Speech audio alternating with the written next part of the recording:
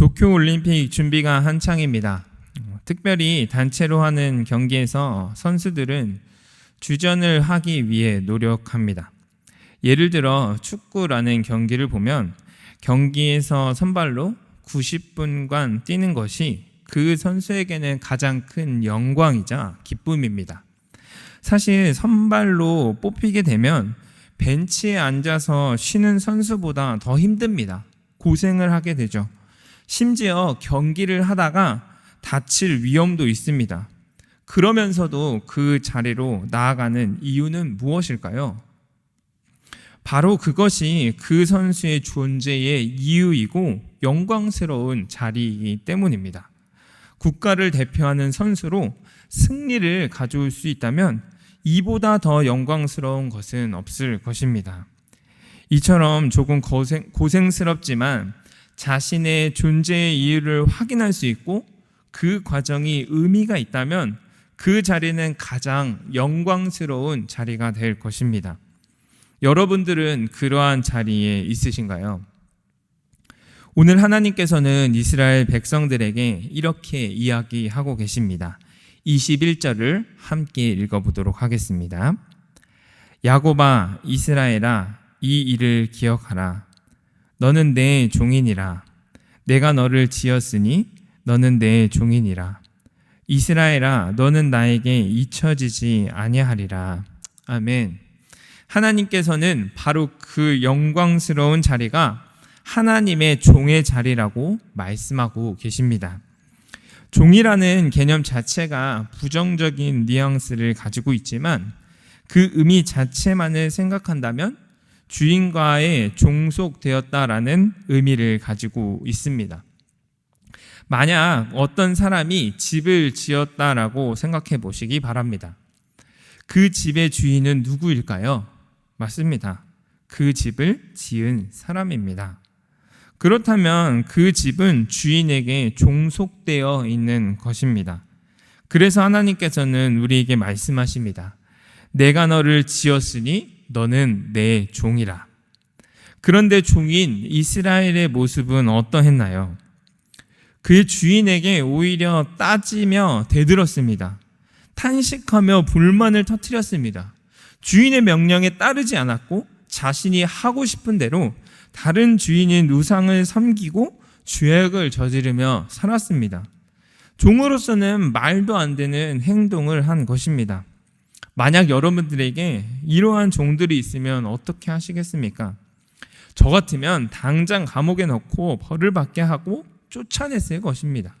그런데 자비로우신 하나님께서는 그러한 종들의 모습에도 불구하고 그들을 사랑으로 품고 이렇게 말씀하십니다. 22절입니다.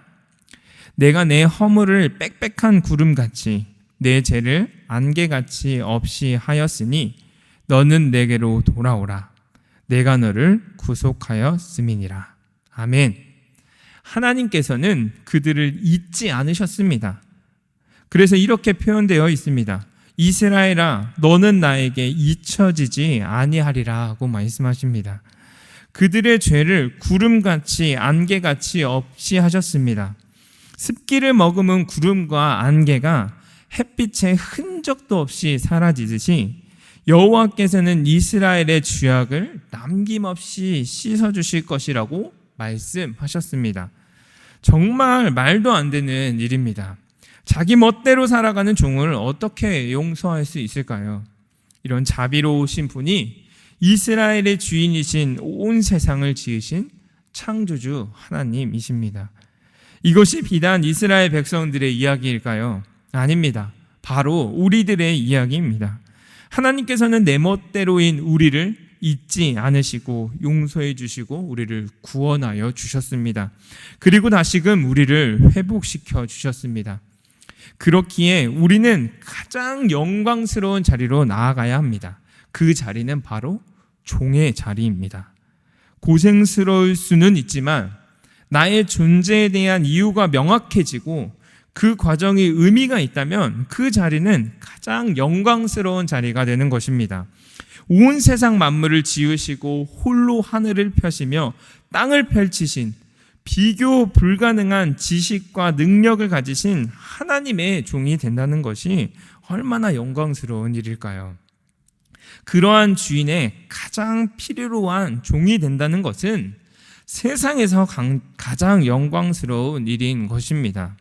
축구 경기에서 감독이 원하는 아주 중요한 위치에서 쓰임을 받는 선수가 영광을 받는 것과 같이 하나님의 종으로 하나님께서 원하시는 곳에서 쓰임을 받는다면 그 자체가 복이 되는 것입니다. 그렇기에 우리는 찬양하며 나아갈 수 있는 것입니다. 23절입니다. 여호와께서 이 일을 행하셨으니 하늘아 노래할지어다. 땅의 깊은 곳들아 노래를 부를지어다. 산들아 숲과 그 가운데의 모든 나무들아 소리내어 노래할지어다. 여호와께서 야곱을 구속하셨으니 이스라엘 중에 자기의 영광을 나타내실 것임이로다. 아멘. 그리고 더 은혜가 되는 것은 우리가 종이 되어 주인을 위해 살아간다고 하지만 그 주인이 모든 일을 이뤄 가신다는 것입니다. 26절에는 이렇게 기록되어 있습니다. 그의 종의 말을 세워주며 그의 사자들의 계획을 성취하게 하며 예루살렘에 대하여 이르기를 거기는 사람이 살리라 하며 유다 성읍들에 대하여는 중건될 것이라. 내가 그 황폐한 곳들을 복구시키리라 하며. 아멘. 하나님께서는 그의 종들의 말을 세워주시고 그의 사자들의 계획을 성취하여 주실 것입니다. 그렇기에 종에게 필요한 것은 무엇입니까? 오직 순종밖에 없는 것입니다. 순종이 영광스러운 이유가 바로 여기에 있습니다. 그러면서 한 명의 종을 우리에게 소개시켜 주십니다. 바로 고레스 왕입니다. 고레스는 이스라엘의 왕이 아닌 페르시아의 왕이었습니다. 그러나 고레스는 여호와께서 구원 계획을 실행하시려고 특별히 선택한 종이었습니다. 왕이라는 칭호가 붙었지만 그는 하나님의 종으로 여호와의 주도하에 승리할 수 있었습니다. 하나님께서는 택한 백성 이스라엘을 구원하기 위해 고레스를 승리자로 부르신 것입니다. 이것이 바로 종의 영광입니다. 비록 이방 나라의 왕이었지만 주인에게 쓰임받는 그것이 종의 가장 중요한 역할이자 영광임을 고레스를 통해 우리에게 알려주시는 것입니다. 온 세상의 주인이신 여호와만이 역사를 결정하시고 알려주시며 실행하실 수 있는 유일한 분이십니다. 금광의 모든 성도님들의 삶이 빛도 짓고 어둠도 창조하신 모든 일을 행하시는 그 주인의 뜻에 따라 살아가는 존귀한 종의 삶이 되시길 주님의 이름으로 축원합니다. 함께 기도하도록 하겠습니다.